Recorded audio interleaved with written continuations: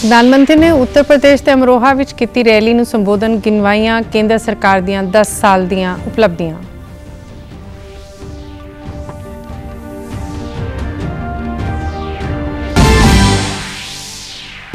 भारतीय मुख चोण कमिशन ने ईवीएम नाल जुड़े खदशियां नूं सिरे तो नकारिया, कहा ईवीएम च कीते गए कई सुरक्षा उपाय।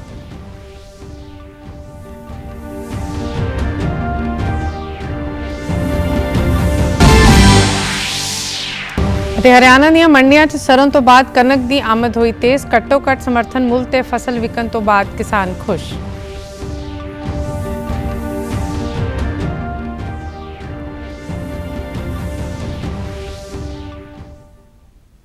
ਨਮਸਕਾਰ, ਖਬਰਾਂ ਦੇ ਇਸ ਬੁਲੇਟਿਨ ਵਿੱਚ ਤੁਹਾਡਾ ਸਵਾਗਤ ਹੈ। ਮੈਂ ਹਾਂ ਗੀਤੂ ਗੁਲਾਟੀ। ਹੁਣ ਖਬਰਾਂ ਵਿਸਥਾਰ ਨਾਲ।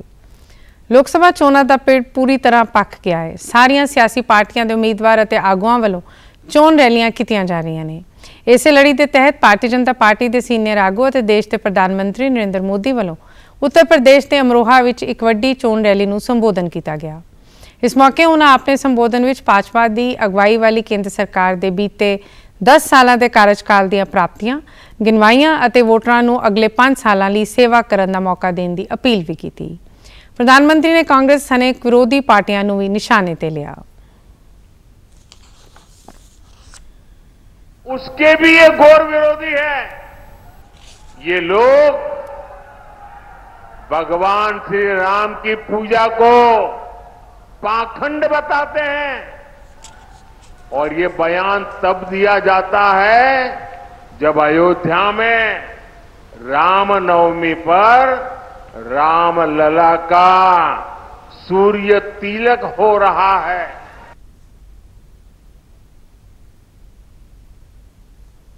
ਕਾਂਗਰਸ ਦੇ ਕੌਮੀ ਪ੍ਰਧਾਨ ਮਲਿਕਾ ਅਰਜੁਨ ਖੜਗੇ ਨੇ ਕੇਂਦਰ ਵਿਚਲੀ ਭਾਜਪਾ ਦੀ ਅਗਵਾਈ ਵਾਲੀ ਸਰਕਾਰ ਨੂੰ ਨਿਸ਼ਾਨੇ ਤੇ ਲੈਂਦਿਆਂ ਕਿਹਾ ਕਿ ਜੇਕਰ ਅਗਲੇ 5 ਸਾਲਾਂ ਲਈ ਭਾਜਪਾ ਦੀ ਸਰਕਾਰ ਆਉਂਦੀ ਹੈ ਤਾਂ ਦੇਸ਼ ਦਾ ਸੰਵਿਧਾਨ ਖਤਰੇ ਵਿੱਚ ਆ ਜਾਵੇਗਾ। ਉਹਨਾਂ ਭਾਜਪਾ ਵੱਲੋਂ ਕੀਤੇ ਜਾ ਰਹੇ ਕੰਮਾਂ ਦੀ ਵੀ ਨੁਕਤਾਚੀਨੀ ਕੀਤੀ। ਖੜਗੇ ਨੇ ਵੋਟਰਾਂ ਨੂੰ ਇੰਡੀਆ ਗੱਠਜੋੜ ਦਾ ਸਾਥ ਦੇਣ ਦੀ ਅਪੀਲ ਕੀਤੀ।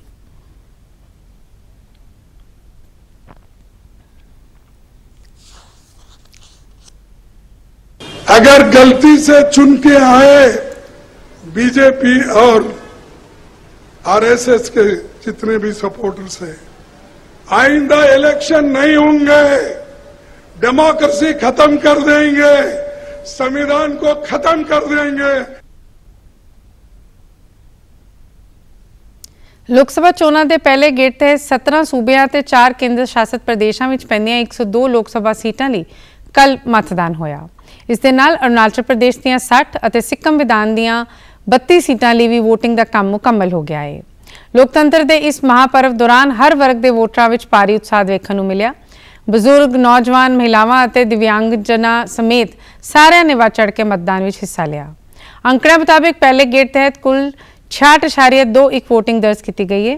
ਸੂਬਿਆਂ ਅਤੇ ਕੇਂਦਰ ਸ਼ਾਸਿਤ ਪ੍ਰਦੇਸ਼ਾਂ ਦੀ ਜੇ ਗੱਲ ਕਰਦੇ ਹਾਂ ਤਾਂ ਸਭ ਤੋਂ ਵੱਧ 82% ਵੋਟਾਂ ਤ੍ਰਿਪੁਰਾ ਅਤੇ ਸਭ ਤੋਂ ਘੱਟ 49% ਵੋਟਿੰਗ ਬਿਹਾਰ ਵਿੱਚ ਦਰਜ ਕੀਤੀ ਗਈ ਹੈ।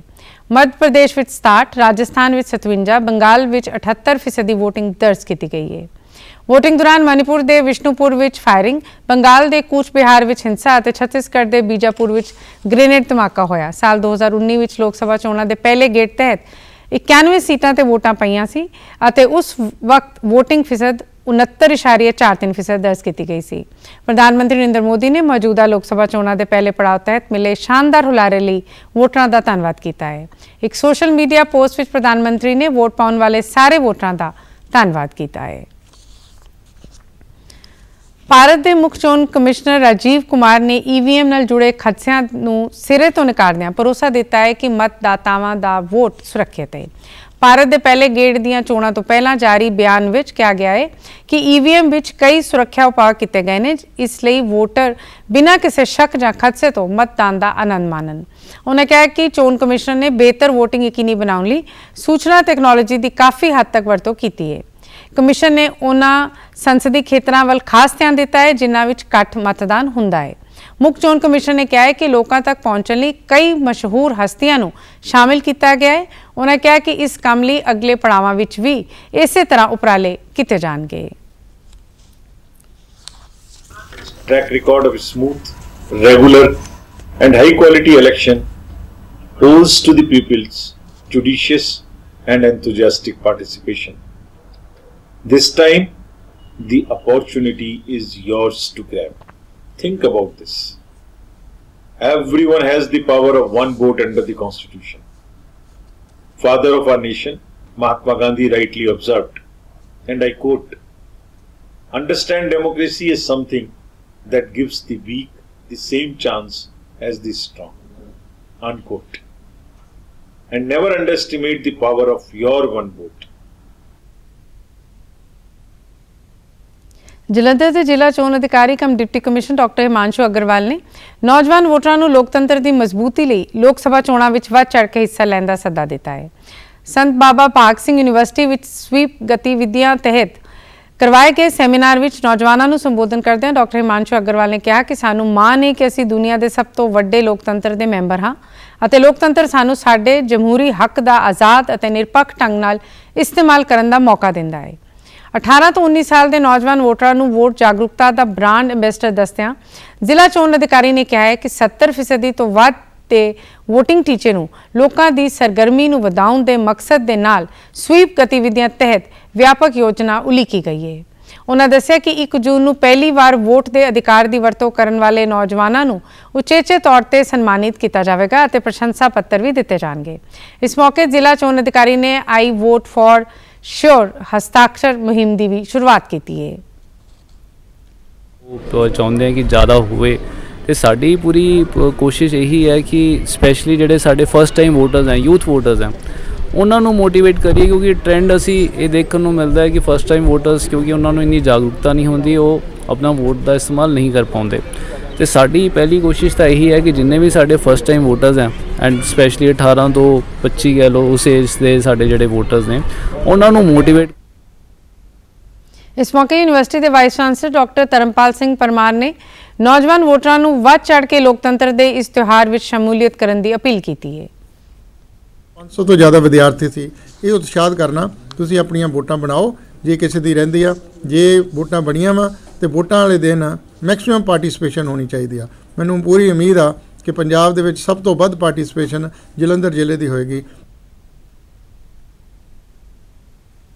ਚੰਡੀਗੜ੍ਹ ਰਾਮਗੜੀਆ ਭਾਈਚਾਰੇ ਦੇ ਲੋਕਾਂ ਨੇ ਅੱਜ ਸ਼ਾਮ ਆਮ ਆਦਮੀ ਪਾਰਟੀ ਦੇ ਮੰਤਰੀ ਅਤੇ ਹਲਕਾ ਖਡੂਰ ਸਾਹਿਬ ਤੋਂ ਉਮੀਦਵਾਰ ਲਾਲਜੀਤ ਸਿੰਘ ਭੁੱਲਰ ਵੱਲੋਂ ਕੀਤੀਆਂ ਗਈਆਂ ਅਪਮਾਨਜਨਕ ਟਿੱਪਣੀਆਂ ਦੀ ਨਿਖੇਧੀ ਕੀਤੀ ਹੈ। उन्होंने कहा कि 12 अप्रैल ਨੂੰ ਪੱਟੀ ਵਿਖੇ ਪਾਰਟੀ ਮੀਟਿੰਗ ਦੌਰਾਨ ਸਵਰਨਕਾਰ ਅਤੇ ਰਾਮਗੜੀਆ ਭਾਈਚਾਰੇ ਬਾਰੇ ਆਪ ਉਮੀਦਵਾਰ ਨੇ ਅਪਮਾਨਜਨਕ ਟਿੱਪਣੀਆਂ ਕੀਤੀਆਂ ਸੀ ਜਿਸ ਨੂੰ ਲੈ ਕੇ ਭਾਈਚਾਰੇ ਵਿੱਚ ਰੋਸ ਦੀ ਲਹਿਰ ਹੈ। ਰਾਮਗੜੀਆ ਸਭਾ ਦੇ ਪ੍ਰਧਾਨ ਡਾਕਟਰ ਹਰਚਰਨ ਸਿੰਘ ਰਣੌਤ ਨੇ ਕਿਹਾ ਹੈ ਕਿ ਉਹ ਭਾਰਤ ਦੇ ਚੋਣ ਕਮਿਸ਼ਨ ਪੰਜਾਬ ਪੁਲਿਸ ਅਤੇ ਪੰਜਾਬ ਦੇ ਮਾਨਯੋਗ ਮੁੱਖ ਮੰਤਰੀ ਨੂੰ ਅਪੀਲ ਕਰਦੇ ਨੇ ਕਿ ਅਜਿਹੀਆਂ ਅਪਮਾਨਜਨਕ ਟਿੱਪਣੀਆਂ ਬਾਰੇ ਤੁਰੰਤ ਅਤੇ ਨਿਰਣਾਇਕ ਕਾਰਵਾਈ ਕੀਤੀ ਜਾਵੇ ਅਤੇ ਮੰਤਰੀ ਲਾਲਜੀਤ ਸਿੰਘ ਭੁੱਲਰ ਖਿਲਾਫ ਤੁਰੰਤ FIR ਦਰਜ ਕੀਤੀ ਜਾਵੇ। ਇਸ ਦੇ ਨਾਲ ਹੀ ਉਹਨਾਂ ਮੰਗ ਕੀਤੀ ਹੈ ਕਿ ਆਦਰਸ਼ ਚੋਣ ਜ਼ਾਬਤੇ ਦੀ ਉਲੰਘਣਾ ਕਰਨ ਲਈ ਮੰਤਰੀ ਨੂੰ ਤੁਰੰਤ ਗ੍ਰਿਫਤਾਰ ਕੀਤਾ ਜਾਵੇ ਅਤੇ ਸਰਕਾਰੀ ਅਦਾਰਿਆਂ ਦੀ ਅਖੰਡਤਾ ਨੂੰ ਕਾਇਮ ਰੱਖਣ ਲਈ ਉਹਨਾਂ ਨੂੰ ਮੰਤਰੀ ਦੇ ਅਹੁਦੇ ਤੋਂ ਹਟਾਇਆ ਜਾਵੇ।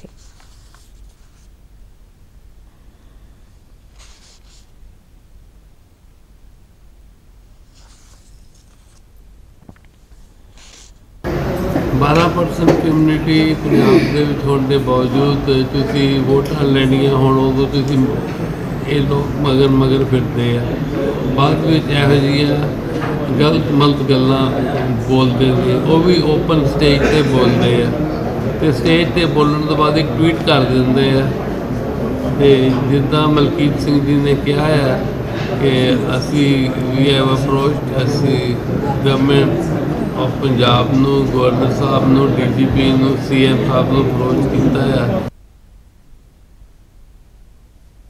ਭਾਰਤ ਵੱਲੋਂ ਭੇਜੀ ਗਈ ਬ੍ਰਹਮੋਸ ਮਿਜ਼ਾਈਲ ਦੀ ਪਹਿਲੀ ਖੇਪ ਫਿਲੀਪੀਨ ਵਿੱਚ ਪਹੁੰਚ ਗਈ ਹੈ। ਭਾਰਤ ਅਤੇ ਫਿਲੀਪੀਨ ਦਰਮਿਆਨ ਸਾਲ 2022 ਵਿੱਚ ਹੋਏ ਸਮਝੌਤੇ ਤਹਿਤ ਭਾਰਤੀ ਹਵਾਈ ਫੌਜ ਦੇ C-17 ਗਲੋਬ ਮਾਸਟਰ ਨੇ ਇੰਡੀਅਨ 에ਅਰਫੋਰਸ ਸਟੇਸ਼ਨ ਤੋਂ ਅੱਜ ਸਵੇਰੇ ਉਡਾਨ ਭਰੀ। ਬ੍ਰਹਮੋਸ ਐਰੋਸਪੇਸ ਪ੍ਰਾਈਵੇਟ ਲਿਮਿਟਡ ਨੇ 28 ਜਨਵਰੀ 2022 ਨੂੰ ਫਿਲੀਪੀਨ ਗਣਰਾਜ ਦੇ ਕੌਮੀ ਰੱਖਿਆ ਵਿਭਾਗ ਨਾਲ ਰਸਮੀ ਤੌਰ ਤੇ ਸਮਝੌਤੇ ਤੇ ਦਸਤਖਤ ਕੀਤੇ ਸੀ। ਭਾਰਤ ਨਾਲ ਸੁਪਰਸੋਨਿਕ ਮਿਜ਼ਾਈਲ ਖਰੀਦਣ ਲਈ $374 ਮਿਲੀਅਨ ਤੋਂ ਜ਼ਿਆਦਾ ਦਾ ਇਹ ਸਭ ਤੋਂ ਵੱਡਾ ਅਤੇ ਪਹਿਲਾ ਵਿਦੇਸ਼ੀ ਸੌਦਾ ਹੈ। ਵਾਈਸ ਐਡਮਿਰਲ ਦਿਨੇਸ਼ ਕੁਮਾਰ ਤ੍ਰਿਪਾਠੀ ਭਾਰਤੀ ਨੌਸੈਨਾ ਦੇ ਨਵੇਂ ਮੁਖੀ ਹੋਣਗੇ। ਕੇਂਦਰ ਸਰਕਾਰ ਵੱਲੋਂ ਉਹਨਾਂ ਦੇ ਨਾਮ ਨੂੰ ਮਨਜ਼ੂਰੀ ਦੇਣ ਤੋਂ ਬਾਅਦ ਦਿਨੇਸ਼ ਕੁਮਾਰ ਤ੍ਰਿਪਾਠੀ 30 ਅਪ੍ਰੈਲ ਨੂੰ ਆਪਣਾ ਕਾਰਜਭਾਰ ਸੰਭਾਲਣਗੇ। ਮੌਜੂਦਾ ਸਮੇਂ ਉਹ ਉਪ ਮੁਖੀ ਵਜੋਂ ਭਾਰਤੀ ਨੌਸੈਨਾ ਵਿੱਚ ਆਪਣੀਆਂ ਸੇਵਾਵਾਂ ਨਿਭਾ ਰਹੇ ਨੇ। ਨੌਸੈਨਾ ਦੇ ਮੌਜੂਦਾ ਮੁਖੀ ਐਡਮਿਰਲ ਆਰ ਹਰੀ ਕੁਮਾਰ 30 ਅਪ੍ਰੈਲ ਨੂੰ ਸੇਵਾ ਮੁਕਤ ਹੋਣਗੇ। ਹਰਿਆਣਾ ਦੀਆਂ ਮੰਡੀਆਂ ਵਿੱਚ ਹੁਣ ਸਰੋਂ ਦੀ ਫਸਲ ਤੋਂ ਬਾਅਦ ਕਣਕ ਦੀ ਆਮਦ ਵਿੱਚ तेजी आ गई है। भिवानी विच वख-वख सरकारी खरीद एजेंसियां कनक ਅਤੇ ਸਰੋਂ ਦੀ ਖਰੀਦ ਕਰ ਰਹੀਆਂ ਨੇ। ਭਿਵਾਨੀ ਮਾਰਕੀਟ ਕਮੇਟੀ ਦੇ ਮੰਡੀ ਸੁਪਰਵਾਈਜ਼ਰ ਯੋਗੇਸ਼ ਸ਼ਰਮਾ ਨੇ ਦੱਸਿਆ ਹੈ ਕਿ ਹੁਣ ਤੱਕ ਭਿਵਾਨੀ ਜ਼ਿਲ੍ਹੇ ਦੀਆਂ ਸਾਰੀਆਂ ਮੰਡੀਆਂ ਨੂੰ ਮਿਲਾ ਕੇ 20,218 ਕਿਸਾਨਾਂ ਨੇ 4 ਲੱਖ ਕੁਇੰਟਲ ਤੋਂ ਜ਼ਿਆਦਾ ਸਰੋਂ ਦੇ ਗੇਟ ਪਾਸ ਬਣਵਾਏ ਨੇ, ਜਿਸ ਵਿੱਚ ਤਕਰੀਬਨ 3 ਲੱਖ ਕੁਇੰਟਲ ਸਰੋਂ ਦੀ ਖਰੀਦ ਘੱਟੋ-ਘੱਟ ਸਮਰਥਨ ਮੁੱਲ ਉੱਤੇ ਕੀਤੀ ਜਾ ਚੁੱਕੀ ਹੈ। ਉਹਨਾਂ ਦੱਸਿਆ ਕਿ ਹੁਣ ਤੱਕ 3 ਲੱਖ ਕੁਇੰਟਲ ਕਣਕ ਦੇ ਗੇਟ ਪਾਸ ਬਣ ਕੇ ਮੰਡੀਆਂ ਵਿੱਚ ਆ ਚੁੱਕੇ ਨੇ। ਇਹਨਾਂ ਵਿੱਚੋਂ 1 ਲੱਖ ਕੁਇੰਟਲ ਤੋਂ ਜ਼ਿਆਦਾ ਕਣਕ ਦੀ ਖਰੀਦ MSP ਤੇ ਕੀਤੀ ਜਾ ਚੁੱਕੀ ਹੈ। ਉਹਨਾਂ ਜਾਣਕਾਰੀ ਦਿੱਤੀ ਕਿ ਮੰਡੀਆਂ ਵਿੱਚ ਕਿਸਾਨਾਂ ਲਈ ਢੁਕਵੇਂ ਪ੍ਰਬੰਧ ਕੀਤੇ ਹੋਏ ਨੇ।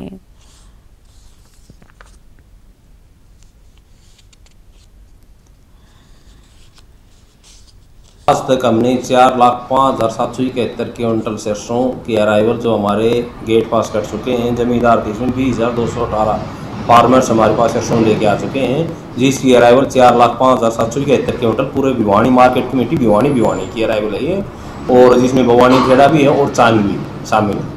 और इसमें परचेज 2,97,806 क्विंटल की हमने परचेज कर चुके हैं, और इसकी लिफ्टिंग है 1,47,274 क्विंटल सरसों की लिफ्टिंग हो चुकी है। तो हमारा काम बड़ा अच्छी प्रकार से और तरोगति से। ਉੱਥੇ ਹੀ ਭਿਵਾਨੀ ਜ਼ਿਲ੍ਹੇ ਦੇ ਕਿਸਾਨਾਂ ਨੇ ਦੱਸਿਆ ਕਿ ਉਹਨਾਂ ਨੂੰ ਮੰਡੀ ਵਿੱਚ ਪਹੁੰਚਣ ਤੋਂ ਬਾਅਦ ਤੁਰੰਤ ਟੋਕਨ ਮਿਲ ਰਹੇ ਨੇ। ਉਹਨਾਂ ਦੀ ਫਸਲ ਨੂੰ ਘੱਟੋ-ਘੱਟ ਸਮਰਥਨ ਮੁੱਲ ਉੱਤੇ ਖਰੀਦਿਆ ਜਾ ਰਿਹਾ ਹੈ। ਮੰਡੀ ਵਿੱਚ ਟੋਕਨ ਵਿਵਸਥਾ ਹੋਣ ਦੇ ਚਲਦੇ ਉਹਨਾਂ ਨੂੰ ਲੰਬੀਆਂ ਲਾਈਨਾਂ ਵਿੱਚ ਲੱਗਣ ਦੀ ਲੋੜ ਨਹੀਂ ਪੈਂਦੀ। कोई समस्या नहीं, कोई दिक्कत नहीं है, टोकन मिल जाता टाइम से और अपना डाल दो हैं। और 2275 रुपये का भाव है। नहीं, अभी कोई समस्या नहीं है। गेहूँ की आहिस्ता आहिस्ता आ रहा है अभी, और थोड़ा मौसम भी ठंडा चला है, इसलिए धीमा धीमा है, और अगले हफ्ते से और स्पीड पकड़ जाएगा। नहीं, कोई समस्या ही नहीं है किसी प्रकार की, लिखने की और की उठाने की थोड़ी बहुत है, वो 1-2 दिन में सुधर जाएगी। गेहूँ लेके आए थे जी, कोई समस्या नहीं है जी। टाइम पर गेट पास मिल गया, टोकन मिल गया, सब कुछ मिल गया। पहले तो जी लाइन में लगना पड़ता, टोकन नहीं मिलता टाइम पर, ना जगह मिलती थी गिरने के लिए मंडी में। अब वो समस्या दूर हो गई। ਪੰਜਾਬ ਖੇਤੀਬਾੜੀ ਯੂਨੀਵਰਸਿਟੀ ਦੇ ਕ੍ਰਿਸ਼ੀ ਵਿਗਿਆਨ ਕੇਂਦਰ ਪਟਿਆਲਾ ਵੱਲੋਂ ਪਰਾਲੀ ਪ੍ਰਬੰਧਨ ਦੀਆਂ ਤਕਨੀਕਾਂ ਸੰਬੰਧੀ ਇੱਕ ਪ੍ਰੋਗਰਾਮ ਦਾ ਆਯੋਜਨ ਕੀਤਾ ਗਿਆ, ਜਿਸ ਵਿੱਚ ਖਾਸ ਤੌਰ ਤੇ ਸਰਫੇਸ ਸੀਡਿੰਗ ਤਕਨੀਕ ਰਾਹੀਂ ਕਣਕ ਦੀ ਬਿਜਾਈ ਬਾਰੇ ਜਾਣਕਾਰੀ ਸਾਂਝੀ ਕੀਤੀ ਗਈ। ਇਸ ਮੌਕੇ ਭਾਗੀਦਾਰ ਕਿਸਾਨਾਂ ਨੂੰ ਇਸ ਤਕਨੀਕ ਰਾਹੀਂ ਬੀਜਿਆ ਗਿਆ ਪਲਾਟ ਵੀ ਵਿਖਾਇਆ ਗਿਆ। फसल विज्ञान बारे यूनिवर्सिटी के सहायक प्रोफैसर डॉक्टर गुरप्रीत सिंह सिद्धू ने झोने की पराली नूं खेत विच संभालन और सरफेस सीडर की बिजाई के फायदों बारे किसानों नूं जागरूक किया। उन्होंने किसानों नूं बिना पराली साड़े उपजाऊ तत्तां नूं बरकरार रखे जाने बारे भी दस्सिया। यूनिवर्सिटी के होरनां माहर ने भी खेती दीआं आधुनिक तकनीकां बारे किसानों नूं दस्सिया ते किसानां वल्लों पुछे गए सवालों के जवाब भी दिते। मोहाली के फोर्टिस हस्पताल ने अंग ट्रांसप्लांटेशन च कामयाबी हासिल करदे 10 लोड़वंद मरीजों को नवी जिंदगी दी है।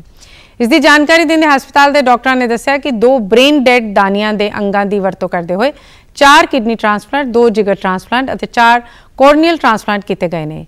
ये एक महत्वपूर्ण प्राप्ति है तो इस नाल हस्पताल मृतक दानी मल्टी ऑर्गन रिट्रीवल और ट्रांसप्लांट लिए एक सेंटर ऑफ एक्सलेंस बन गया है।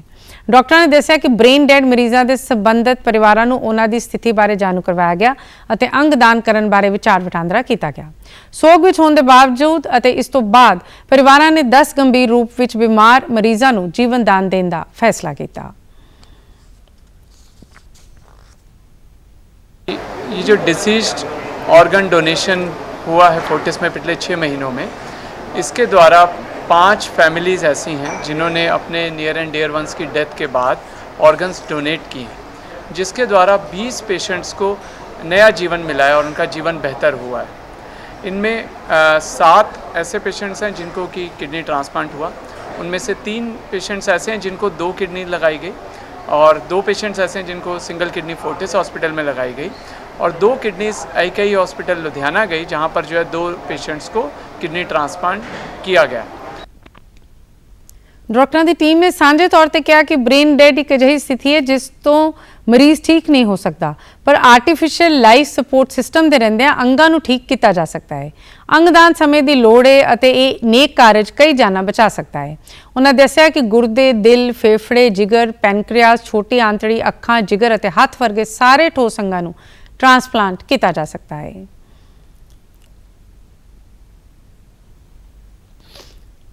पेशेंट को मेजर ट्रॉमा हो गया, रोड साइड एक्सीडेंट हो गया, उसके कारण से पेशेंट को इरिवर्सिबल ब्रेन इंजरी हो सकती है। पेशेंट को बहुत बड़ा अचानक का अटैक आया जिसको इश्केमिक स्ट्रोक बोलते हैं, वैसा हुआ तो पेशेंट को ब्रेन डेथ हो सकती है।